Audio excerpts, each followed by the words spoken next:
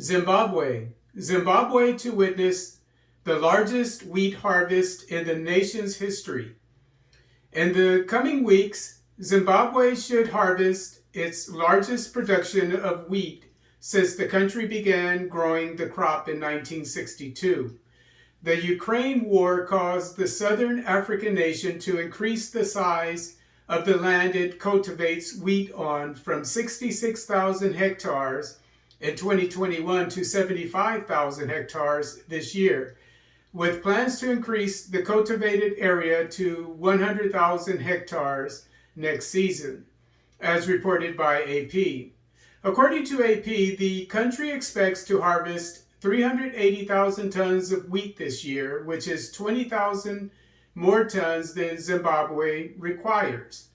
As per AP, Zimbabwe plans to increase wheat production to 420,000 tons next year to create a strategic reserve from which to start exporting the commodity. According to AP, Zimbabwe was able to significantly increase its wheat production by increasing the number of small-scale farmers to grow the crop.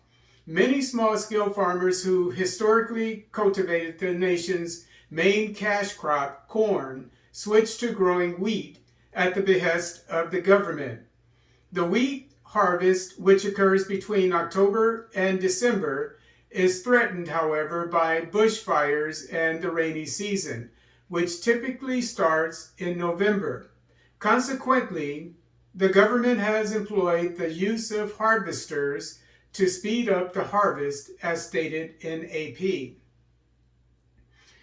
Burundi. Burundi to have its first locally constructed transport ship this year. On October 20th, 2022, 3 ministers of the Burundian government visited the Kabezi shipyard in Bujumbura province to investigate the status of the first ship to be built in the Great Lakes nation. According to Burundi Forum, the Minister of Trade and Industry, Marie Chantal Nijimbere, was impressed by how close the construction team is to finishing building the transport ship, which has a capacity of 1,600 tons and 50 passengers.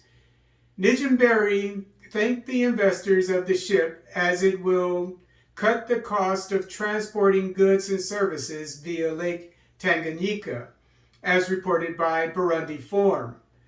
The ship is expected to be operational by the end of this year or early next year. Uganda.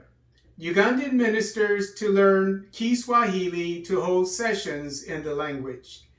The cabinet of Ugandan President Yoweri Museveni will be taking a few hours of Kiswahili lessons every Monday when it holds its sessions, as specified by the East African newspaper.